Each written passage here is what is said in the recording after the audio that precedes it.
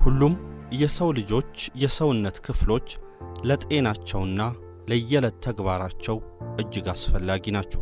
እንደዛም ሆኖ ግን ከሰውነት ክፍላችን አምስቱ የተለየ አገልግሎትን መስጠታቸውን ተከትሎ እነዚህ አምስት የሰውነት ክፍሎች እጅግ በጣም ጠቃሚ የሰውነት ክፍሎች ይባላሉ። ልብ፣ ሳምባ፣ አንጎል፣ ኩላሊትና አምስተኛው ደግሞ ጉበት ናቸው። ታዲያ ጉበትን በየጊዜው መንከባከብና ጥንቃቄ ባለው መንገድ መያዝ ጤናማ እንድንሆን ከዛም ባለፈ እድሜያችንም የተራዘመ እንዲሆን ያደርጋል። ለምግብ መፈጨት አስፈላጊ የሆነው ሐሞት በጉበታችን ውስጥ ይመረታል። ከዛ ባለፈ አልኮል ስንጠጣ አላስፈላጊ ምግቦችን ስንበላም በእነዛ ነገሮች ውስጥ ያሉ መርዛማ ነገሮችን የሚያጠራው ጉበታችን ነው። ኢንፌክሽኖችን መከላከል፣ ቫይታሚኖችንና የተለያዩ ሚነራሎችን ማጠራቀምም የጉበት ዋነኛ ሥራ ነው። በደም ውስጥ ያለውን የስኳርና የግሉኮስ መጠን በመቆጣጠርም ጉበታችን ትልቅ ሚናን ይወጣል።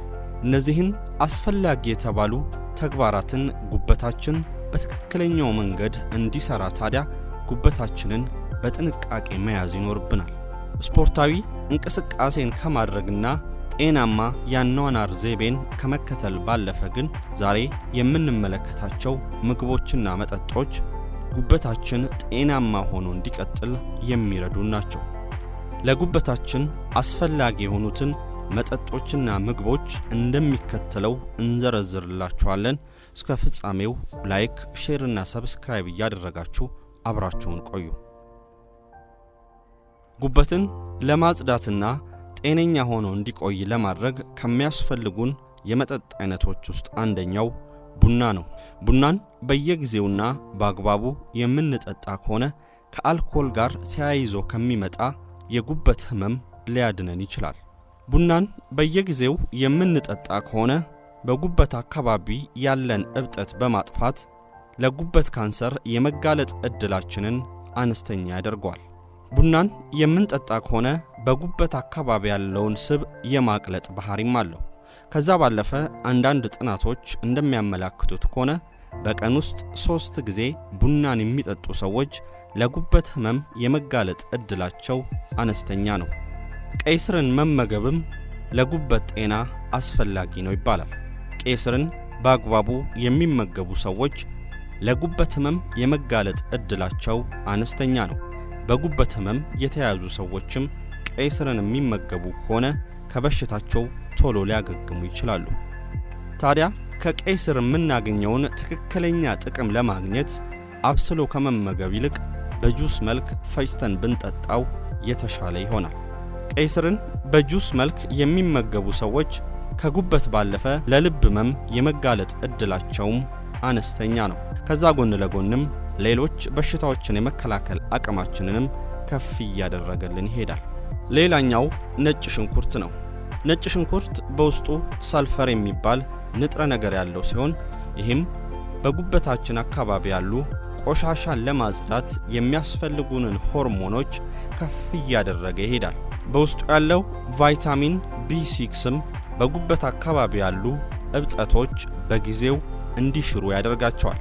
ነጭ ሽንኩርትን ከምግባችን ጋር ጨምረን ከመመገብ ባለፈ ግን ጧት የነጭ ሽንኩርት ውሃን በባዶ ሆዳችን መጠጣትም ለጉበታችን እጅግ አስፈላጊ ነው።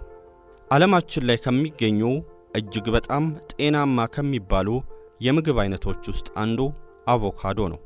ታዲያ አቮካዶን አዘውትረን የምንጠቀም ከሆነ ጉበታችንን ለማጽዳት እንዲሁም የጉበታችንን ጤና ለመጠበቅ ይረዳናል።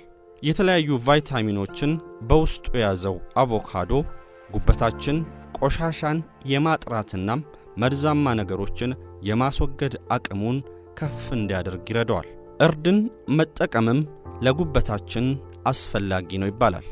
በተለይም ደግሞ ለረጅም ጊዜ የሚወሰዱ መድኃኒቶችን በይበልጥም ጉበትን ሊነኩ የሚችሉ መድኃኒቶችን የሚጠቀሙ ሰዎች እርድን ከመድኃኒቱ ጎን ለጎን መጠቀም አለባቸው። እርድ ያለው የአንቲ ኦክሲዳንት ብዛት ታዲያ በመድኃኒቶች ውስጥ ያሉ የተለያዩ ኬሚካሎች ጉበታችንን እንዳይጎዱ ያደርገዋል። እርድ በተጨማሪም በጉበታችን አካባቢ ሊፈጠሩ የሚችሉ እብጠቶችን የማስወገድ አቅም አለው። ሎሚና ሎሚን የመሰሉ የተለያዩ ፍራፍሬዎችም ለጉበታችን እጅግ አስፈላጊ ናቸው።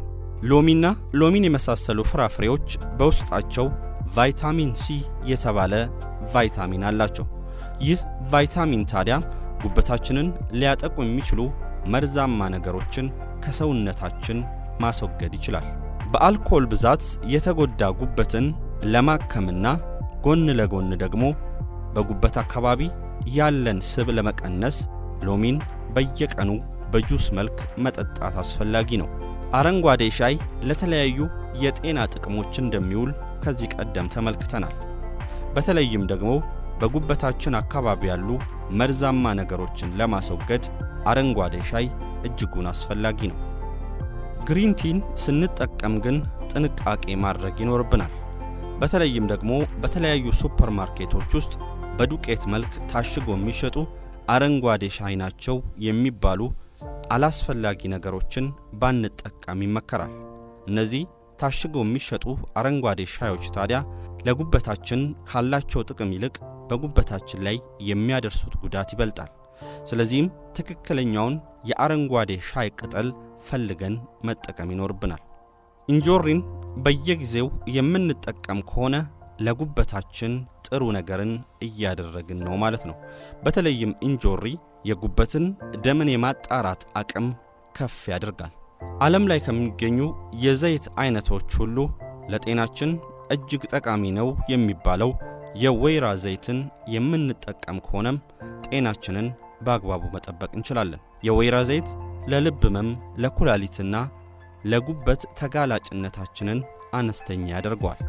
በቀን አንድ ጊዜ 1 ማንኪያ ኦሊቭ ኦይልን በምግባችን ውስጥ ቀላቅለን የምንጠቀም ከሆነ በጉበታችን አካባቢ ያሉ ስቦች በቀላሉ እየቀለጡ ይሄዳሉ። የመጨረሻው ውሃ ነው። ከላይ ያነሳናቸውን ዋና ዋና የመጠጥና የምግብ አይነቶች እየወሰድን ውሃን ግን በአግባቡ የማንጠቀም ከሆነ አሁንም ጉበታችን ተጎጂ የመሆን እድሉ እየሰፋ ይሄዳል። ጉበትና ኩላሊትን ለማጽዳት ከየትኛውም መጠጥ አይነት በላይ ትልቅ ጠቀሜታ ያለው ውሃ ነው። ጠዋት እንደተነሳን በባዶ ሆዳችን 1 ብርጭቆ ውሃን ብንጠጣ ለጉበታችን ጠቀሜታ አለው።